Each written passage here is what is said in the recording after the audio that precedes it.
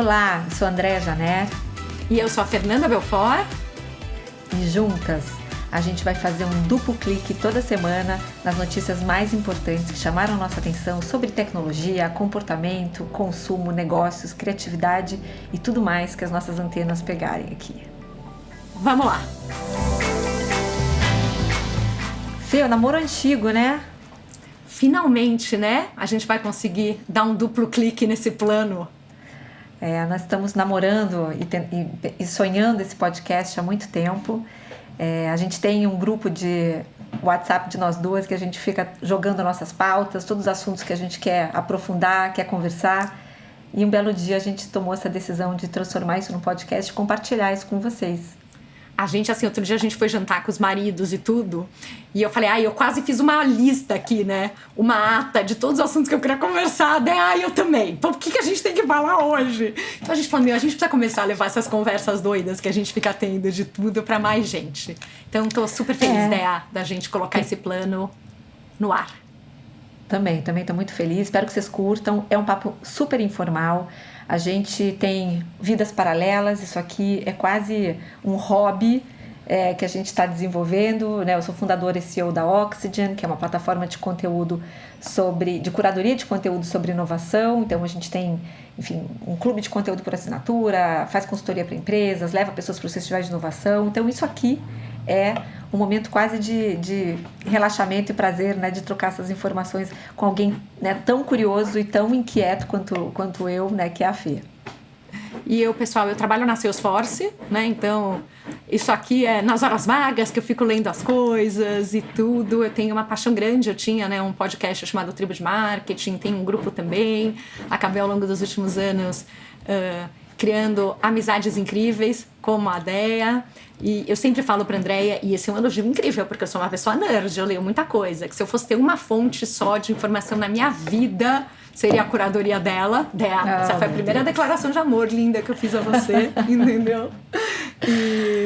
Então, isso não tem, né, nada a ver com o trabalho, né, Salesforce, todas as opiniões que eventualmente eu der aqui, tudo não tem nenhuma correlação e não querem dizer que são opiniões da empresa. Esse aqui realmente é o meu hobby. E eu e a Dea, a gente estava com esse plano há muito tempo e a gente não conseguia colocar esse plano no ar porque a gente nunca tinha tempo.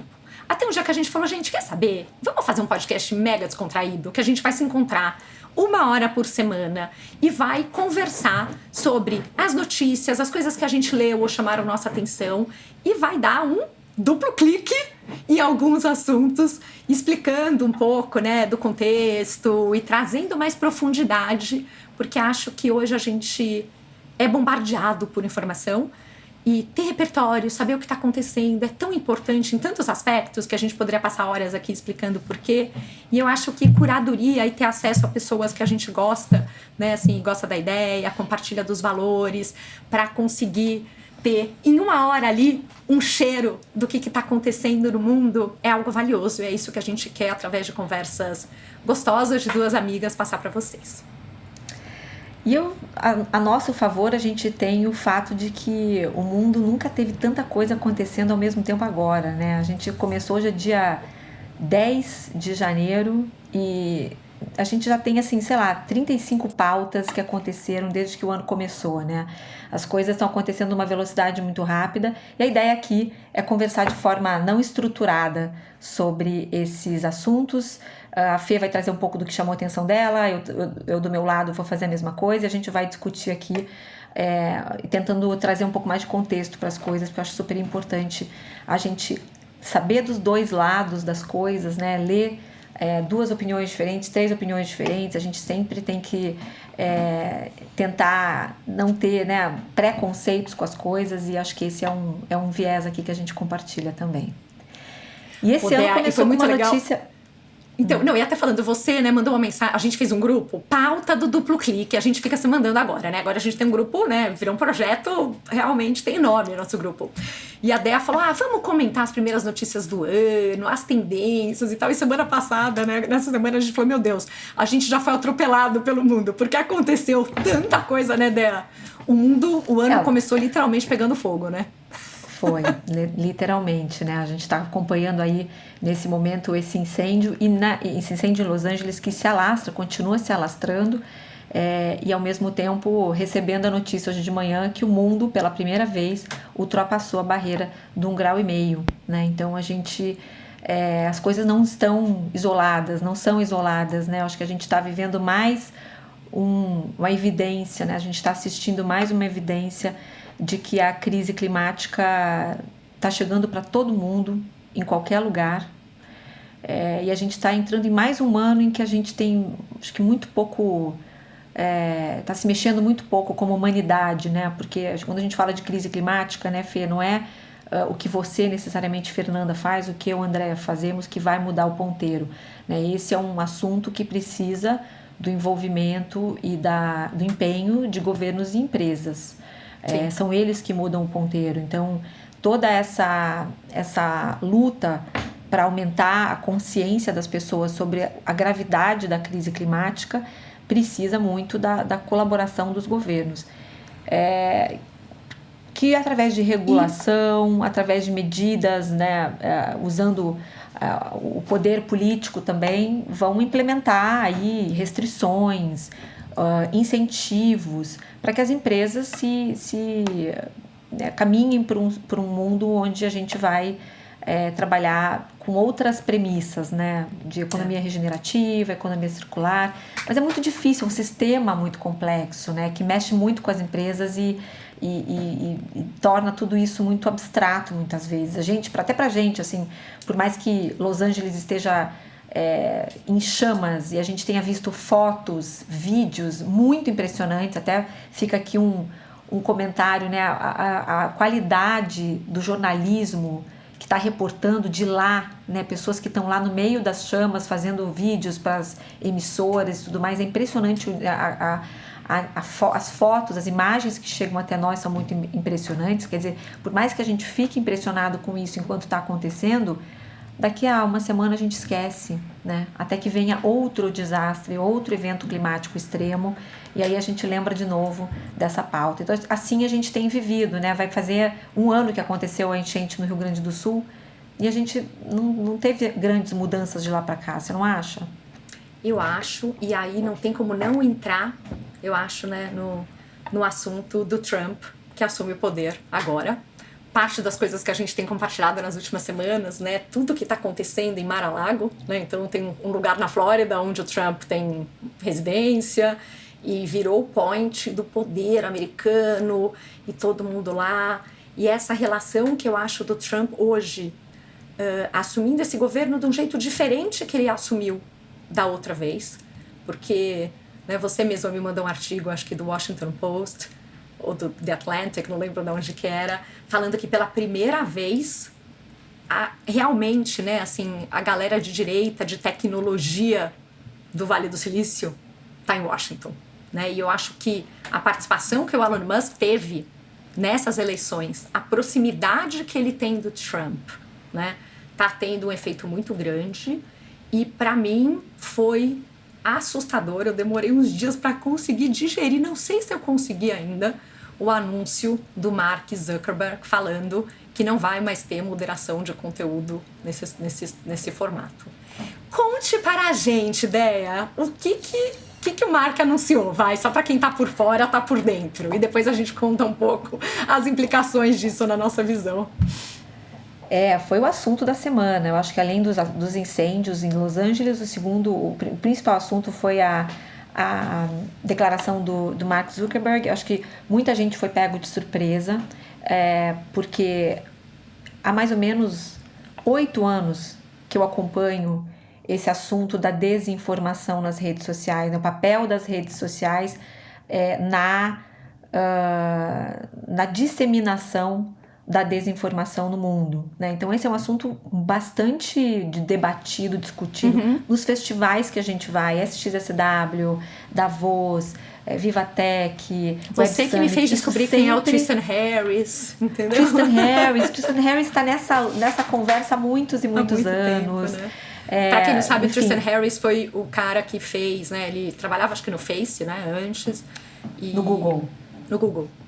E ele tem, né, o Center of Humane Tech, me corrija se eu falar uma besteira, né? E ele que fez o documentário, né, do Dilema das Redes, que foi, Exatamente. acho que, super impactante. Nada próximo do que o Jonathan Haidt está fazendo hoje, né, com o livro do Geração Ansiosa, mas eu acho que porque também tem um crescente, né, eu acho que hoje o momento está muito mais propício. Eu acho que o Dilema da Rede foi a primeira vez que muita gente teve contato com aquelas ideias e de entender realmente o impacto que as redes sociais têm. Eu acho que hoje já tem uma maturidade maior disso tudo, né. Eu acho que o Mark Zuckerberg estava sofrendo uma pressão muito grande, né, assim, vai fazer um ano, acho também, que ele foi, né, foi ser ouvido no Senado americano, junto com CEOs, né, TikTok, de todos os outros grandes empresas, assim, e que ele teve, inclusive, né, forçaram ele a se dirigir para os pais das pessoas, né, e de jovens que tinham se suicidado, muito pelo impacto que rede social tem e tal, e que foi uma cena muito impactante, e ele estava sendo muito pressionado pelo governo e tomando algumas medidas de realmente moderação de conteúdo e tal, que agora ele anunciou publicamente que vai parar de fazer, né? Então acho, e está claramente ligado, eu acho que com a mudança do governo, e eu acho que também tem uma ameaça muito grande para ele como negócio, a proximidade que ele tem com o Elon Musk, né? Que o Trump tem, né?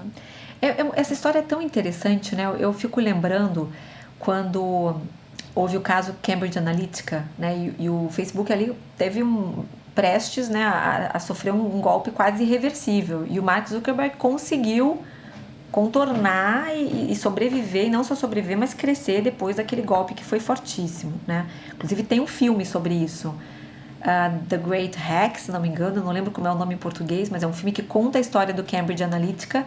Inclusive há o whistleblower do Facebook na época, com aquela Brittany Kaiser, que tá sempre dando pinta aí nos festivais, a gente já viu ela no Summit várias vezes. Ela é ela é quase um Tristan Harris, se fosse...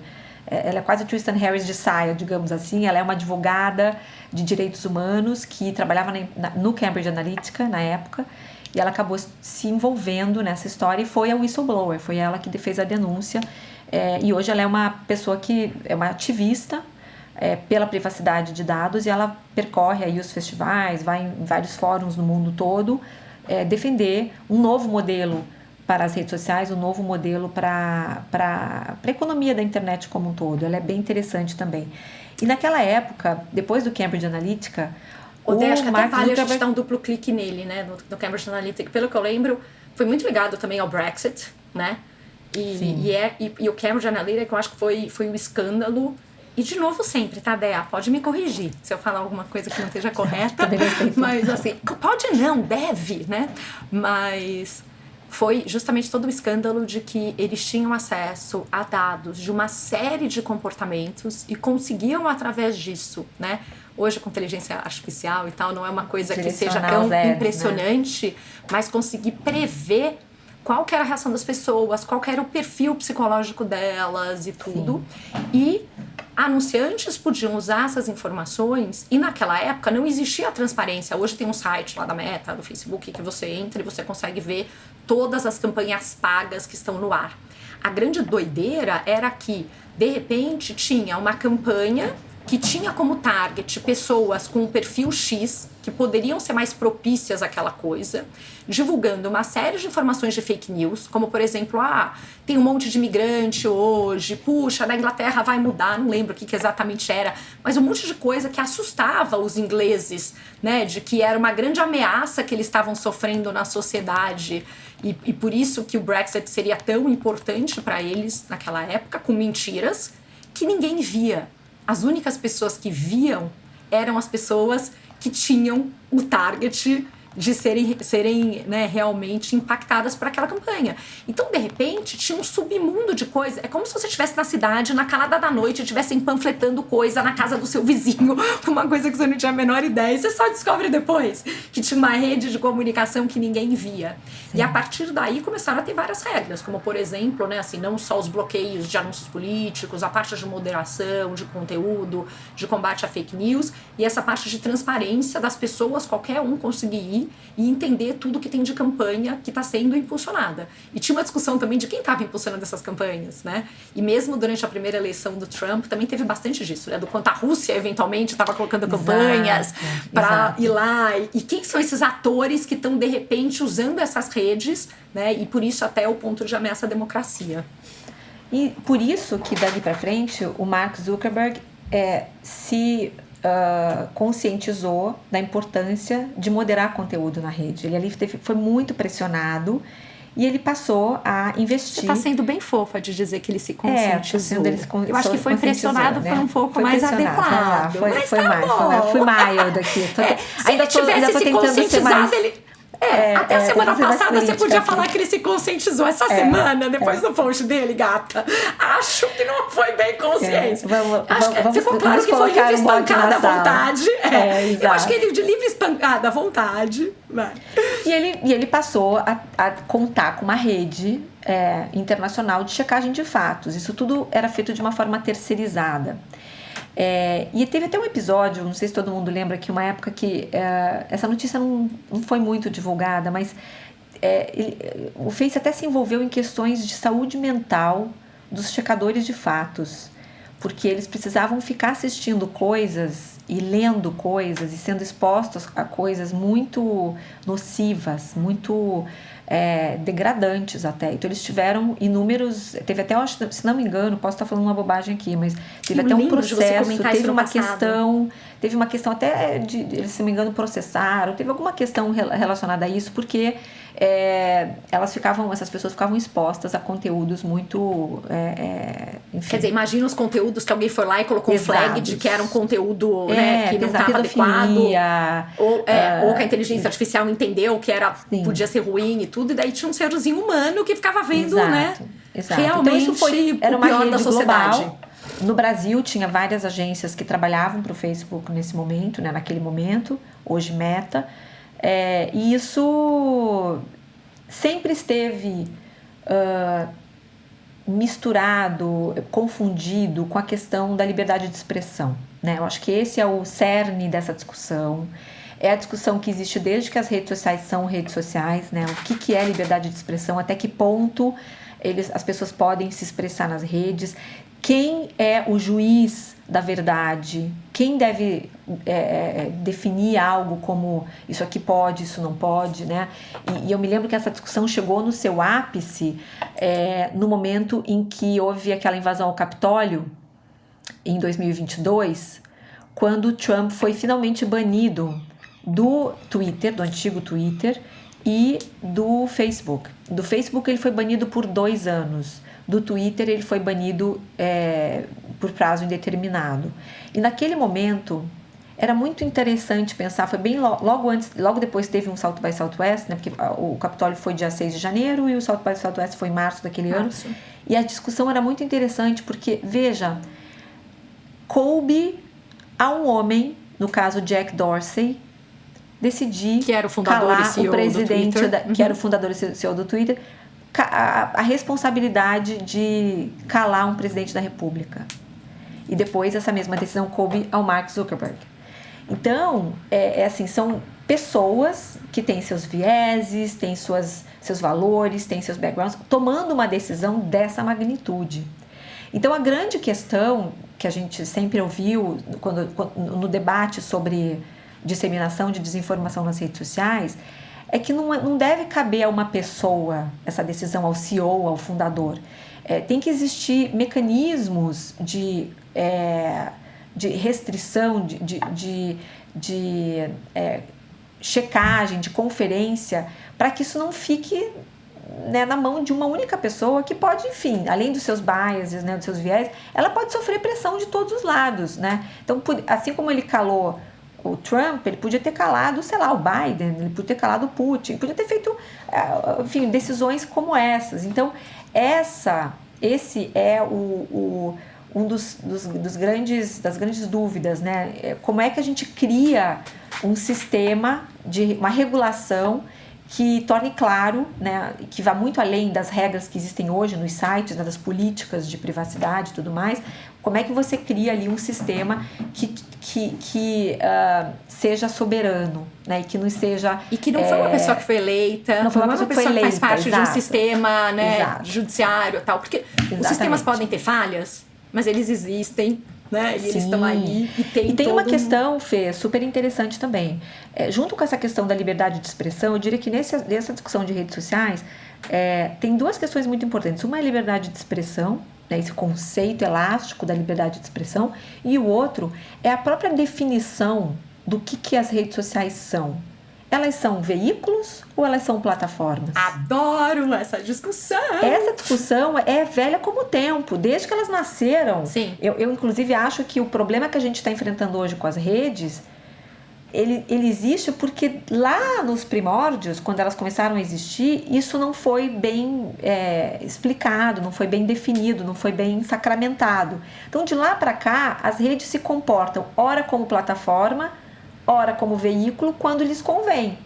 Né? Então, quando elas querem ganhar dinheiro com anúncio, elas são veículo. Só que elas não estão sujeitas às mesmas regras que os veículos da mídia tradicional. Então, assim... Porque se o jornal pega e publica... Não pode publicar qualquer coisa. Publica uma coisa que não é verdadeira, eles são processados, eles respondem por isso. E aí eu acho que tem um ponto maravilhoso. Eu... juntando, né, algumas pecinhas do meu repertório, mas uma que fez a diferença foi uma vez que eu estava vendo uma entrevista do Yuval Harari, agora, depois desse último livro que ele escreveu sobre inteligência artificial e tudo, que está na minha pilha dos que eu preciso ler ainda, que eu não cheguei nele, mas já assisti várias entrevistas, e ele fala de uma forma que eu acho que é interessante, né? No começo, as mídias sociais, né, elas eram, e aí trazendo um pouco da minha explicação no meio da dele, você entrava, sei lá, né? Eu sou do tipo, eu sou jovem a tempo suficiente para eu ter feito campanha de marketing para conseguir followers do Facebook, né? A gente fez a campanha de marketing para isso, porque você falava, não, uma vez eu tendo essa pessoa seguindo a minha marca, eu vou ter um canal aberto de comunicação com ela. Aí, de repente, mudou e falou, não, peraí, agora existe um tema de relevância. Não é todo mundo que a Fernanda segue que vai conseguir alcançar a Fernanda e conseguir colocar alguma mensagem, né? E eles sempre defenderam que era a relevância disso para a Fernanda, a gente quer garantir uma boa experiência para a Fernanda, mas no fim do dia é um business para ganhar dinheiro que tá vendendo a atenção das pessoas. Então aquela coisa, poxa, você quer a atenção da Fernanda? Para a Fernanda continuar entrando no Instagram, não pode aparecer um monte de propaganda, porque ela vai parar de entrar. Então, quem vai pagar mais? Que tipo de mensagem eu considero que tem a ver com o que a Fernanda quer ver ou não? E começou isso, que não era mais você seguir de uma forma cronológica. E isso começou a ser um problema. Por quê? Se eu vou lá e faço um conteúdo e todo mundo que me segue vê o conteúdo, tudo bem. Se eu vou lá e faço um conteúdo e a empresa faz um algoritmo que decide quem vai ver meu conteúdo ou não, isso passou a ser responsabilidade da empresa. Então, ela não é simplesmente, né, uma plataforma em que as pessoas conversam. Ela não é. Porque a partir do momento que o algoritmo decide que informação vai ser impulsionada e que informação não vai, é responsabilidade da empresa. E agora a gente ainda está numa fase que não é simplesmente as informações, né, que eu vou privilegiar dentro das pessoas que a Fernanda segue. A gente tá nessa fase depois do TikTok, né, do For You, poxa, você entra lá e é uma curadoria do que nós, empresa, achamos que você pode e você me deu uma dica do que você quer ver, ou você tem esse outro timeline aqui que você consegue ver quem você segue. Mas no fim do dia, quem tá escolhendo o que a Andrea vai ver e o que a Fernanda vai ver é o algoritmo da rede social. Perfeito. Por então, isso que ele não é uma plataforma. Essa de falar que ela não é responsável. Exato. Entendeu? Né? Essa é a questão. Plataforma seria se não houvesse uma interferência no conteúdo. Como existe essa interferência no conteúdo, ela deixa totalmente de ser uma plataforma e passa a ser um veículo. E todos os veículos têm os seus vieses. Inclusive, a gente tem exemplos nos Estados Unidos de veículos que se posicionam formalmente à direita ou à esquerda, a favor ou contra um candidato, né? A gente acabou de ter eleições nos Estados Unidos e alguns veículos como New York Times, como Atlantic, fazem editoriais oficializando o apoio ao presidente, oficializaram o apoio a Kamala Harris, né? E o Washington Post, que não podemos deixar de comentar, né? Sim, entendeu? E teve um outro episódio interessante do Washington Post essa semana, porque o Washington Post, como você bem lembrou... Mas conta primeiro o que aconteceu, né? O Washington Post, conta. Eles iam fazer uma carta, também um editorial, apoiando a Kamala Harris, mais ou menos 10 dias antes da eleição, 10, 12 dias antes da eleição, quando a eleição começou a virar. Não sei se vocês lembram bem, a gente estava vindo numa toada de Kamala vai ganhar, todo mundo numa expectativa de que eles estavam super empatados, mas tinha um clima de Kamala Harris como nova presidente americana, e um mês e meio antes isso começou a mudar. O Trump começou a ganhar força de novo, e aí houve uma história super interessante de eles começarem a usar novos formatos de comunicação para fazer suas campanhas, né? O Trump foi no Joe Rogan, a Kamala Harris foi no Call Her Daddy, né, da Alex Cooper, mostrando que podcast realmente se tornou uma ferramenta mainstream total, né? E naquele momento o Washington Post se sentiu também, quis manifestar seu apoio a Kamala Harris, e o editorial foi vetado pelo Jeff Bezos, que é o dono do Washington Post, aos 47 do segundo tempo, né? E da Amazon também, claro. E isso causou um desconforto Foi a primeira imenso. vez que ele interviu no editorial, né, falando não é para se posicionar. Isso foi... Até então, ele já comprou o Washington Post há muito tempo, mas ele sempre se manteve, né, fora dos holofotes ali. Existia uma independência editorial do Washington Post, ou pelo menos se acreditava ter, e naquele momento ficou muito explícita a interferência dele na linha editorial do jornal. Isso causou um desconforto tremendo no Washington Post. Alguns jornalistas importantes do jornal, inclusive, pediram demissão. E o Jeff Bezos publicou uma carta explicando as razões pelas quais ele acreditava que os jornais não deveriam tomar partido, e só isso já dá um outro podcast, Fê. Exato. Que já essa é uma discussão delícia, de né? até que ponto os jornais, os veículos têm que tomar partido lance, né? numa Tem coisa que é notícia decisão no jornal. Tem coisa que é uma coluna assinada por uma pessoa. E tem coisa que é o editorial, né? Que é a opinião. Eu acho que é importante essa distinção da mídia tradicional, de deixar claro, né, o que é isso aqui. Eu tô retratando uma notícia, aqui eu tô dando uma opinião. E acho que é até melhor você saber a opinião, porque você sabe que se tiver um bias e um viés, para que lado é. Mas tem toda essa discussão. Têm, né? Todos têm seus vieses. É que nesse caso, os jornais que a gente citou aqui preferiram deixar isso evidente, deixar isso claro, formalizado, para não deixar dúvidas, para não restar dúvidas. Isso, de uma certa forma, também não deixa de ser uma forma de campanha, né? Eles também estão apoiando, porque quem segue aquele jornal, quem compartilha, né, dos valores daquele jornal, se sente mais apoiado aí em tomar uma decisão. E quando isso aconteceu, houve muito... E aí a gente tem uma outra questão também aqui, que é o X, né? O quanto o X... O X não é um veículo, uma plataforma, aquela velha história, o Twitter, o quanto o Elon Musk interferiu também, né, manipulou os algoritmos do X para mostrar mais conteúdo do Donald Trump, conteúdos de extrema direita, para os usuários, né? Isso explicou, de uma certa forma, encerrou uma dúvida milenar, né? Por que Elon Musk comprou o Twitter, gente? Né? Lá atrás as pessoas se perguntavam, mas ele já tem a SpaceX, ele já tem a Tesla, ele já tem coisa pra caramba no prato dele. E a gente achava que era assim, né? O cara tá rico, é o brinquedinho dele, aqui ele comprou porque ele quer twittar, entendeu? Ele não quer ninguém fazendo. Né? Ele gostou, virou o brinquedinho dele. Sabe, eu gosto de futebol, então vou comprar um time de futebol, porque daí ele vai ser meu, né? E depois, agora ficou muito claro, ficou muito evidente as intenções dele. Ele realmente é... Aqui a gente não precisa entrar no mérito, sei que tem gente que está ouvindo a gente que gosta do Elon Musk, gente que odeia o Elon Musk. Aqui a gente vai... Meu ponto ele é gênio. Se ele é um gênio do bem ou do mal, a gente pode entrar nessa discussão, mas ele é um cara muito visionário e ele enxergou lá na frente. Gente, eu vou falar. Não, eu também acho que ele faz muito mais mal do que bem. Ele já fez muito bem no passado. Ele fez coisas incríveis. Mas a gente não pode, do mesmo jeito que o Mark Zuckerberg, né? A gente também não pode... É inquestionável. Glorificar. Mas é inquestionável o quanto ele, como, né, CEO e fundador da Meta, tá conseguindo fazer a empresa ir pra frente. A empresa já passou por situações delicadas, como você colocou, e continua crescendo, a ação está em alta e a empresa segue.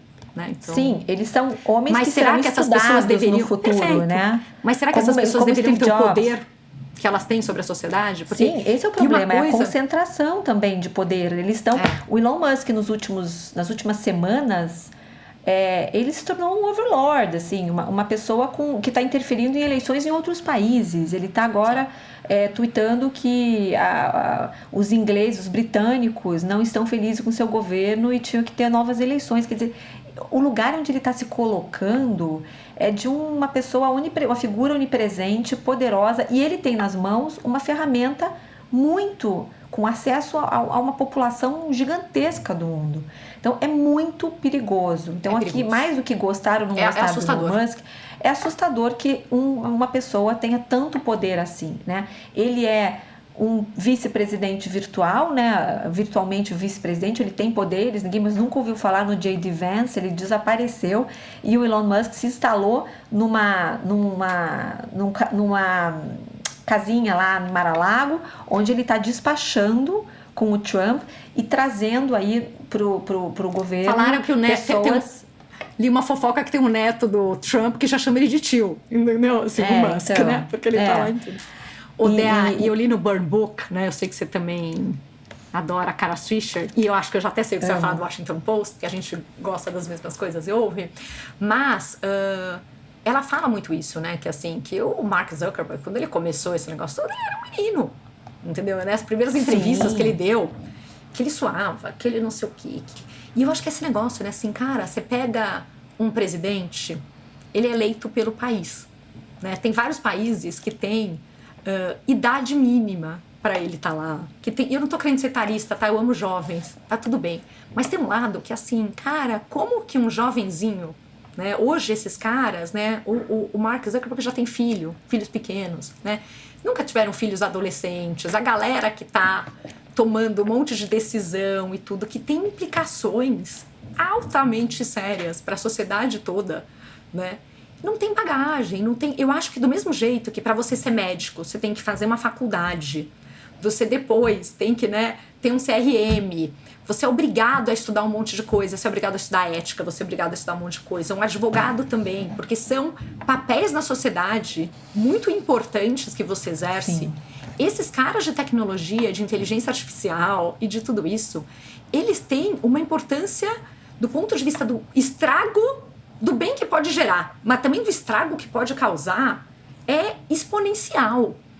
E são pessoas que, assim, o cara vai lá, começa a ganhar dinheiro, não sei o que, o cara pode ser um ótimo empresário. Isso não quer dizer que ele deveria ter o poder de tomar atitudes que têm um impacto que tem na sociedade como um todo, né? E assim, pra mim foi assustador esse negócio da Meta essa semana. Ainda bem que eu não trabalho na Meta, juro por Deus, porque olha, eu não ia conseguir engolir essa. Nem eu acho que assim, eu acho que a gente vê, principalmente da nova geração, que quer estar alinhada com os valores da empresa onde ela trabalha, né? Eu tô vendo começar um certo backlash nas redes, né? Tem muita gente fechando conta em Instagram, fechando conta. Hoje saiu uma notícia, acho que foi no TechCrunch, mostrando o aumento nos termos no Google, nas buscas pelos termos encerrar conta Facebook, fechar conta no Instagram.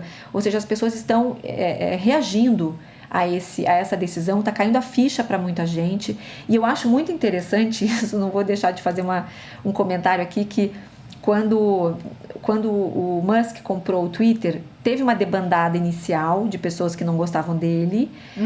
Depois teve algumas ondas de debandada. A última debandada foi no final do ano passado, quando ele perdeu completamente a linha e começou e apoiou oficialmente o Trump, né? Vocês lembram que ele fez um tweet no X dizendo: quando o Trump levou o tiro na orelha, aquele primeiro atentado que ele sofreu, naquele momento, eu assisti isso em tempo real, ele declarou no X que ele estava apoiando o presidente. Então, a partir dali foi ladeira abaixo, ele compartilhou foto e vídeos falsos, foi uma coisa assim, uma tragédia o que ele causou ali no X, tornando o X um ambiente ainda mais tóxico e ainda mais um reduto assim de extrema direita.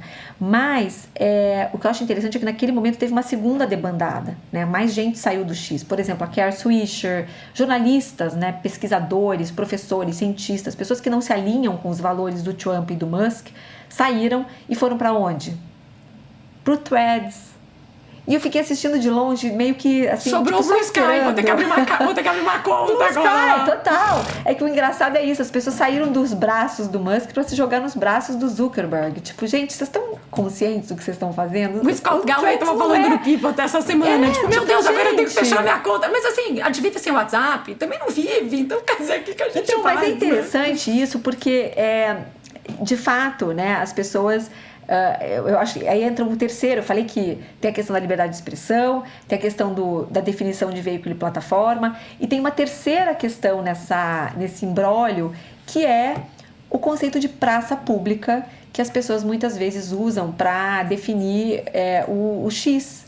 Aqui é uma praça pública, o Musk fala muito isso, né? Aqui é uma praça pública, todo mundo tem voz. Nós não vamos censurar, nós não vamos banir, nós não vamos tag, flag, nada. Todo mundo pode chegar aqui e dizer o que quiser, né?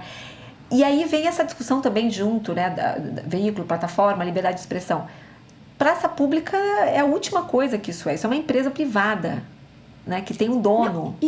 Ideia. Você sabe que você estava falando de praça pública? Capital aberto. Então, assim, não é uma praça pública mesmo, né? E aí vem essa questão de por que essas redes não sofrem as mesmas restrições e regulações que os veículos centenários vivem, né? Então, assim, a gente tem sempre uma régua que é meio que a gente tem que lembrar, que é o seguinte: se isso é regulado na vida real, por que isso não é regulado no mundo virtual? Né? Se uma pessoa não pode chegar numa praça e dizer certas coisas, por que ela pode fazer isso Mas, online? Mesmo a praça pública, você sabe que eu lembrei? Quando eu tinha, sei lá, uns 18 anos, eu fui pra Londres com meu pai, e eu lembro que meu pai levou a gente num lugar que era o Free Speech Corner, e que cada um podia ir lá, colocar um banquinho na praça, não sei o que, e falar o que quiser. Aquelas coisas, né? De quem viveu a geração dos nossos pais, que viveu a ditadura, né? Sim, que, aliás, eu ainda estou aqui, filme lindo, maravilhoso e necessário hoje, pra gente lembrar o que é isso, né? Numa situação que tem muita gente flertando um pouco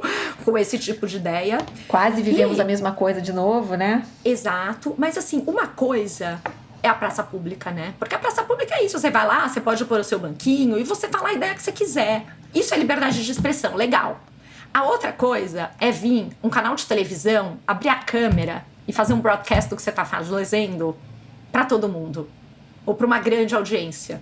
O que o algoritmo faz é isso. Ele pega uma mensagem e amplifica para um monte de gente.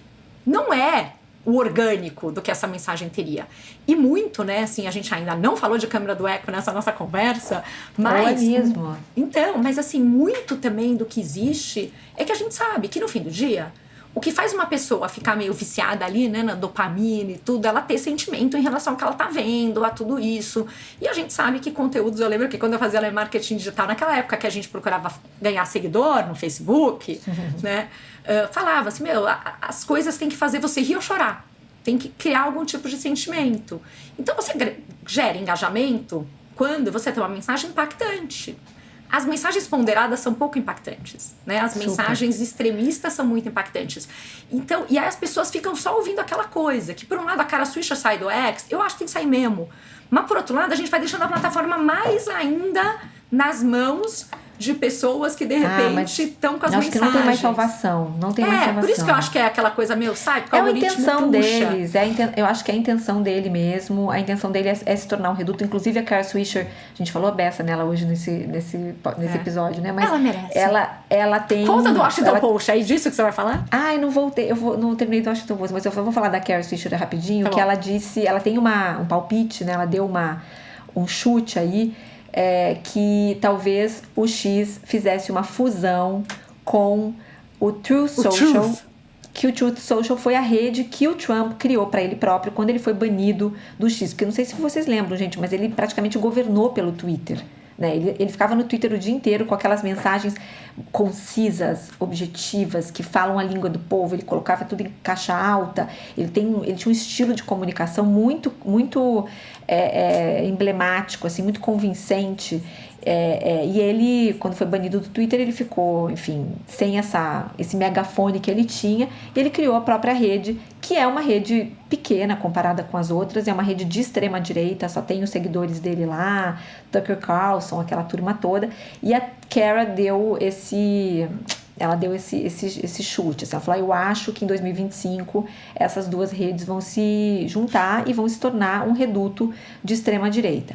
O que ela não imaginava, e a gente também não imaginava naquele momento, é que o Zuckerberg ia dar essa guinada, né? Porque mesmo para quem acompanha esse assunto, ele sempre foi meio café com leite na história. Ele sempre se furtou a entrar em polêmicas, ele sempre era muito escorregadio, inclusive. Ele nunca se posicionou da forma como ele se posicionou agora. Isso é bem, bem novo. Mas só para fechar o Washington Post que eu tinha falado, que a gente, quando teve aquele episódio do veto do Jeff Bezos ao apoio à Câmara, e saíram algumas pessoas importantes do jornal, essa semana a cartunista do Washington Post, que já estava na casa há muitos anos, também pediu demissão, porque ela fez um cartoon, ela fez uma charge que mostrava vários CEOs do mundo da tecnologia numa posição, se ajoelhando perante Donald Trump.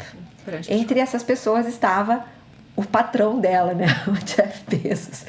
E esse cartoon foi vetado, foi proibido, e ela imediatamente entregou a carta de demissão dela. Então, estamos vivendo nesse mundo agora, né? Nesse mundo. Mas eu achei que o que você falou do Washington Post, você viu que tá uma fofoca lá que eu vi no Pivot, né? Do Scott e da Kara Swisher, de que a Kara Swisher tá tentando, sei lá, comprar o Washington Post ou juntar um monte de gente. Sim, verdade, eu me lembrei dessa. Então, achei que era disso que você ia falar, entendeu? Porque é aquela coisa, né? E o Scott Galloway, assim, pra que você vai fazer isso? Que trabalho, que coisa, não sei o quê. E ela falando, mas eu quero, eu gosto. É jornalismo, ela trabalhou, a gente acho tem que que foi o primeiro lugar negócio. que ela trabalhou. Exato. Acho que foi o primeiro lugar que ela trabalhou na vida. Ela tem talvez um apego. E ele falando, mas você não vai conseguir fazer isso assim, desse jeito. Você tem que fazer na surdina, lá na surdina nada. Eu vou fazer sim, eu já falei com não sei quantos bilionários, eu já não sei o quê. Então tá um mega bafafá essa história, vamos ver onde vai dar. Então, tinha essa história antes do Musk comprar o Twitter, tinha uma outra conversa de várias pessoas tentando se juntar para comprar também.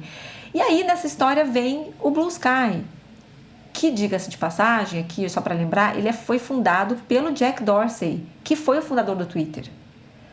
Você tem Blue Sky? Eu não tenho, eu preciso fazer uma conta, vou pôr na minha lista de to-dos. Eu fiz. Na minha lista de 9.328 to-dos. Não, fazer uma conta no Blue Sky. Eu fiz um perfil porque eu tô observando. Pra conhecer, né? Pra conhecer. Mas assim, gente, as redes sociais são tão legais quanto as pessoas que estão nela. A verdade é essa, né? Por isso que o rio corre pro mar. Por isso que todo mundo tá no Facebook, todo mundo tá no Instagram, todo mundo tá no X, porque as pessoas estão lá, né? Então, esse período em que a rede ainda tá amadurecendo, né? E as pessoas estão indo ainda para lá, tentando entender as regras, tentando entender o clima, como é que funciona, ainda não tem muita coisa acontecendo, né? Sim. Mas o Blue Sky tem um modelo diferente. Talvez a gente precise dar um duplo clique no Blue Sky num próximo episódio. Eu preciso estudar um pouco de Blue Sky, não tô pronta para falar disso. Então, vamos fazer esse assunto no futuro. Vamos, porque o Blue Sky ele tem uma natureza descentralizada, ele é diferente. Na verdade, o Jack Dorsey criou o Blue Sky depois dos erros que ele diz ter cometido no Twitter. Exato, ele aprendeu várias coisas, ele saiu do Twitter antes dessa derrocada, né, desse declínio, e criou uma nova rede onde ele não queria repetir os mesmos erros. Então tem tudo para ser interessante, tem tudo para ser legal. Mas é aquilo que você falou, não basta a gente falar mal do Zuckerberg e sair do Facebook e continuar usando o WhatsApp, né? Então, assim, a gente tá completamente refém. Sai do Facebook tá fácil, mas do Instagram eu já tenho apego. Do WhatsApp, então é impossível. Então, fazer o quê, né? É muito difícil. E daí mais um assunto pra gente conectar com o primeiro, do incêndio. Acho que teve algumas outras notícias que foram impactantes, né, no começo do ano, tudo. E não só notícias, né, mas conteúdos, talvez.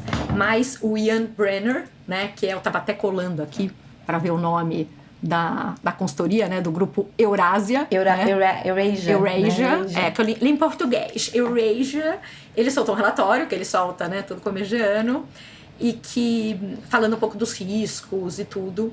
E o primeiro deles, né, que falava lá do G-Force, né, de que não tem uma força global eu achei super interessante, porque ele fala um pouco, né, que a gente tá agora, com o Trump, vai meio que voltar à lei da selva, né? Assim, os mais fortes defendendo os interesses deles, os mais fracos que se dane. Sim. A gente já estava vendo, né, um backlash, esse termo para quem não conhece, né, que é quando você tem uma coisa meio pendular, que estava indo para essa parte de inclusão e direitos e tudo, e de repente ela dá uma voltada, né, na coisa. Então a gente já estava vendo essa tendência de backlash aí dessa parte toda de inclusão e de essas talvez pautas mais progressistas.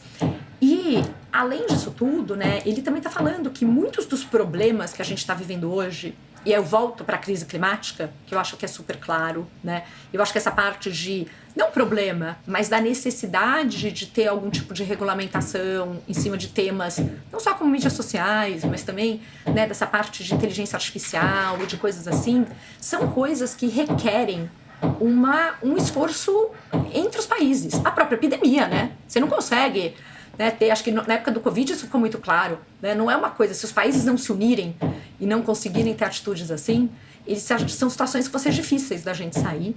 E os Estados Unidos, com essa agenda, né, e com essa liderança de direita do Trump, é uma liderança, assim, cara, eu não quero ser chefe do mundo, eu quero defender o meu, né? E aí a gente entra muito nos tweets, né, dos X's, truths, ou whatever, né, e das coisas que ele andou falando agora, antes de assumir o governo, mas que foram surreais, né, assim, falar que vai mudar o nome do canal do Golfo do México para Golfo da América, que ele quer, né, postar um mapa dos Estados Unidos anexando o Canadá, né, falando... Comprar a Groenlândia. E assim, então você vê não só o Elon Musk, que já vinha fazendo esse tipo de post, né, assim, que poder traz responsabilidade. E a gente tem pessoas no poder que estão batendo palma e tomando atitudes como se fosse uma brincadeirinha de quem é dono da festa sou eu, né, assim, sem nenhum pudor. E o próprio Trump fazendo essas coisas, que não é uma postura que um presidente dos Estados Unidos pode ter. Né? Sim, piadinhas, então... né? Ele governa. A gente tem que lembrar antes, no governo anterior, como ele governou pelo Twitter, né? Então, assim, ele fazia piadas, xingava pessoas, criticava coisas de um jeito que ele criava, às vezes, uma espuma, né? Ele cria uma espuma. Essa história de anexar Canadá, de comprar Groenlândia, um pouco disso é espuma, né? Ele joga tudo pra cima pra ver o que pega, né? Então, ele fica criando esses factóides, a imprensa enlouquece, fica cobrindo e debatendo se aí os outros países começam a se posicionar. A do México foi ótima, né? Que pegou um mapa histórico e falou, faria mais sentido chamar a América inteira, né? Exato. E a Groenlândia é uma brincadeira com fundo de verdade, né? Ele tem ali interesses... O solo da Groenlândia tem muito minério. É um país estratégico geograficamente também, então para ele tem muito interesse em comprar. E não esqueçamos, foi lá em 1800, mas os Estados Unidos comprou o Alasca, né? Então, assim, não é impossível comprar a Groenlândia. Então, assim, talvez seja uma coisa tão surreal em 2025, muito né? Surreal. Você falar que você vai então, assim, a gente está vendo E no fundo é o que o Putin fez com a Ucrânia, né? De uma certa forma. Então, assim, a gente está vivendo essa agenda, né, meio imperialista desses presidentes assim de extrema direita, radicais. A gente tem visto, né, isso acontecer. A Venezuela tentou fazer isso com foi Guiana agora o ano passado. Agora me esqueci, mas teve uma outra coisa, uma outra inquietação dessa aqui na América do Sul também. Lembro. Então, assim, são ditadores, né, tentando com delírios expansionistas, né, e tudo tem como objetivo, né, no caso da Venezuela, porque tinha petróleo. Então, assim, a gente vai viver um 2025 tem tudo para ser um 2025 muito turbulento do ponto de vista geopolítico, e a tecnologia, né, atravessando tudo isso, né? Eu acho que essa coalizão que o Trump está fazendo por meio do Elon Musk, com todos esses líderes de tecnologia, né? Toda essa turma que está lá, John Lonsdale, Mark Andreessen, Peter Thiel, todos esses nomes que são lendários no universo da tecnologia ali do Vale do Silício, todos estão se unindo. A máfia do PayPal, né? A máfia do PayPal, assim, exato. Né? Todos a os PayPal bros, bem lembrado, né? os bros. Porque existe uma tensão com a China, né? A China, como sendo um líder de inteligência artificial, que colocou no seu roadmap, né, de 2030 de ser líder mundial em inteligência artificial, e os Estados Unidos se sentindo né, ultrapassado pela potência chinesa. Então, os Estados Unidos está tentando dar esse boost na tecnologia e isso vai ser feito por meio de cada vez menos regulação. Então, estava tudo muito claro, né? Essa aproximação do Trump com a tecnologia. Né? Perfeito. Super! A inteligência artificial sem regulação como o próprio Musk disse em 2018, é mais perigoso do que armas nucleares. Não, o Musk sempre foi um que super defendeu, né, a preocupação disso. Regulação tudo, de inteligência artificial. Fã de filmes, super fã de filmes, né? Como é que fala? De... Sci-fi. Né? Sci-fi. Ficção científica. Ficção científica, exato. Então essa agenda é uma agenda de supremacia tecnológica. Tem essa questão dos chips, que a gente não precisa entrar hoje, não precisa fazer esse duplo clique nos chips hoje, mas tem Nvidia. Vale um outro. E os Estados Unidos Taiwan, tentando... ameaça da China com Taiwan. Isso, os Estados Unidos investindo de novo na Intel, para tentar ressuscitar a indústria de chip americana e não depender tanto de atores externos. Então tudo isso é um xadrez, né? E tem ainda a União Europeia, que é o contrário, estão tentando caminhar cada vez mais para regular não só redes sociais, mas inteligência artificial também. Então vão se formando novos blocos econômicos, cujo viés talvez seja a regulação. Sim. Interessante isso, né? Então, isso que o Trump nem tomou posse, né, gente? Ainda faltam 10 dias para ele entrar no governo. E para mim, talvez, quando a gente fala um pouco de concretizar os medos, né?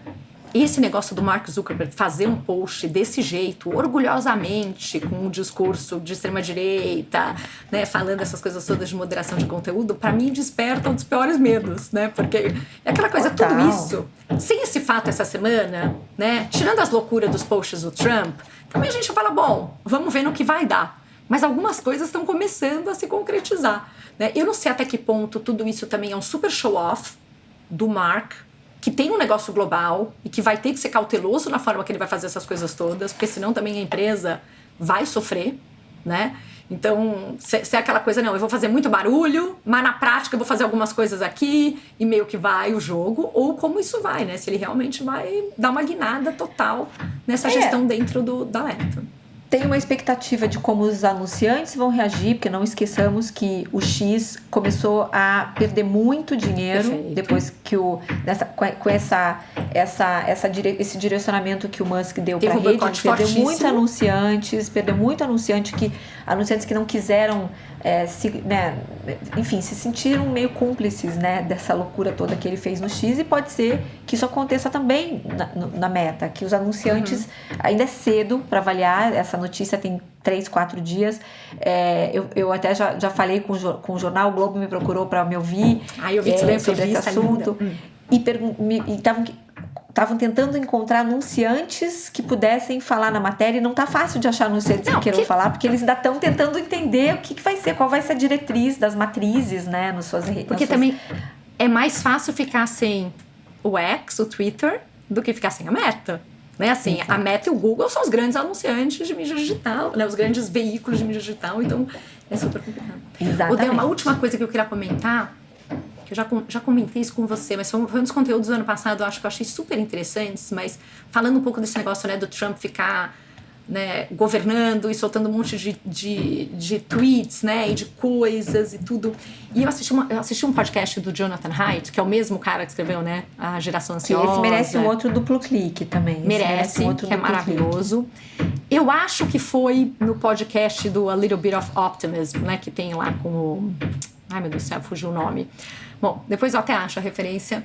Mas que ele fala um pouco sobre o quanto esse tipo de transformação digital e de mídia social e algoritmos e tudo isso também acaba enfraquecendo a democracia e fortalecendo as ditaduras. E eu acho que foi uma coisa super interessante, porque ele vira e fala assim, cara, quando você pega uma China, por exemplo, né, ou você pega uma ditadura, exatamente Simon Sinek, Obrigada, Miguel. Miguel socorreu a gente aqui, né? A ditadura depende do controle. Se você tem tecnologia com câmera para saber o que as pessoas estão fazendo ou não e tal, isso fortalece, né, uma situação de uma ditadura. A democracia, o jeito que, né, muitos dos países democráticos e tudo funcionam, são muito na ideia de que o povo é muito passional. Então, você não dá para você consultar o povo a cada coisa que você vai fazer. Você tem que fazer o povo eleger algumas pessoas que vão ser, né, os representantes deles, que devem estar no Senado, na Câmara, em algum lugar, para discutir as ideias em profundidade, entender, tomar as decisões, né? E de tempo em tempo, você vai renovando essas pessoas, se elas estão atingindo os objetivos mais macro ou não. E que agora tá todo mundo sendo avaliado a cada segundo, porque tudo isso está sendo transmitido. E você vê o cara lá falando um negócio no Senado e o outro já vendo a reação que tá tendo em social media do que ele tá falando e tudo. Então, assim, o absurdo, a passionalidade, tudo isso tá cada vez mais, né, minando a forma que a democracia foi feita para funcionar. Com certeza. E o papel das redes sociais nisso tudo, que é gigantesco. Então, no fim do dia, assim, não é simplesmente a Meta, que é um negócio que está se alinhando com o novo governo, isso vai ajudar as ações na Bolsa. Né? Assim, essas empresas têm um poder na sociedade hoje de uma responsabilidade, né, de fazer o mundo ir para frente e não estão fazendo. Elas escolheram fazer outras coisas, né? Então eu acho isso muito grave. Eu como você, eu assisti o vídeo do Mark Zuckerberg 2 vezes para ter certeza que eu estava ouvindo aquilo. E naquele momento ainda não tinha acontecido uma grande repercussão nas redes. Eu vi logo que ele postou. E eu olhava os jornais, ninguém estava falando disso. Eu falei, não, acho que eu entendi errado, não é possível. Acho que umas 2 horas depois... Eu acho que estava todo mundo digerindo e fazendo a mesma coisa que você antes de reação, total. A reação das pessoas foi de incredulidade completa. Tipo, a gente via e falou, não é possível que eu estou vendo isso. E depois de um tempo as notícias começaram a repercutir, né, a fala... E aí foi aquele backlash que até agora as pessoas ainda estão tentando, como, né, você falou, acho que tá todo mundo ainda digerindo. Porque foi realmente inacreditável a certeza com que ele se posicionou, a firmeza com que ele se posicionou e assim, o impacto que isso vai ter nos próximos anos na nossa sociedade. É muito assustador. Eu lembro que começou a aparecer isso em vários grupos, tá? Eu tava no meio de um dia cheio de reunião, cheio de call, eu só dei uma olhada por cima, eu lembro que eu só respondi assim, gente, eu não consegui ainda nem digerir isso, mas eu só posso dizer que eu tô chocada, entendeu? Assim, tipo, eu também assim, não posso crer. Não posso crer, perguntaram minha opinião. Eu falei assim, eu não sei nem por onde começar a comentar, porque ele lançou ali 5 medidas. Teremos que dar um duplo clique. Essa foi... Eu falei, não, deixa eu organizar as ideias para poder falar, assim, porque e esse negócio de vamos mudar os moderadores pro Texas, né? Eu tava ouvindo o Scott Galloway hoje de manhã no Pivot também, e ele falando, gente, isso é uma forma de limpar a área, né? Porque esses caras todos na Califórnia não vão querer ir pro Texas, entendeu? Pra tirar né, o bias da... Mas assim, a quantidade de mensagens... Você vê que foi uma mensagem feita para agradar o público do Trump e o Trump, né? Então foi uma mensagem do tipo, o Musk é seu melhor amigo, mas agora eu também sou amigo.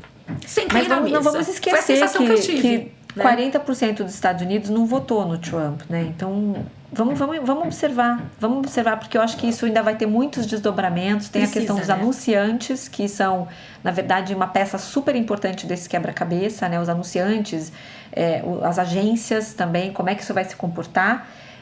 E as pessoas, até que ponto as pessoas estão dispostas a abrir mão dos seus valores para estar numa rede onde, né, aquele ambiente, elas já sabem como esse jogo é jogado. Então, acho que isso é assunto para outro episódio. Acho que no próximo a gente já vai ter uma noção mais clara da repercussão disso tudo. É isso, temos um episódio? Eu não sei se o povo gostou. Mas o que eu falei, amiga... Na pior das hipóteses, esse só vai ser uma hora da gente bater papo. Porque, tipo, pra mim foi tão bom. Porque eu já tava com uma lista de eu preciso pegar a Dea. Eu preciso pegar a Dea pra conversar dessas coisas todas. Tipo, gente, às vezes as pessoas falam que, né, eu com a tribo, eu sou muito generosa. É tudo mentira. Eu sou egoísta. Eu quero ter essas conversas com as pessoas, entendeu? Por isso que eu invento. Você acha que é fácil eu conseguir uma hora da agenda da Andréia pra eu ficar batendo papo do que aconteceu na semana? Então é isso, entendeu? Muito bom. E da sua também. Faz de conta que é fácil. Mas é uma delícia. Por isso que assim, agora nossos jantares vão ter que ter pautas um pouco, né? Mas a gente vai conseguir falar ok, entendeu? Não é tanta coisa pra falar que a gente conseguiu conversar um pedaço. E a partir de agora já começa aqui a reunir as pautas no nosso grupo para a semana que vem. Para a semana que vem. Não, tem coisa que ficou pendente, né? A gente nem falou do estudo que álcool dá câncer. A gente nem falou. Tem tantos assuntos que estão vindo por aí, mas aí a gente vai juntando. A gente vai juntando algumas coisas em macro temas, entendeu?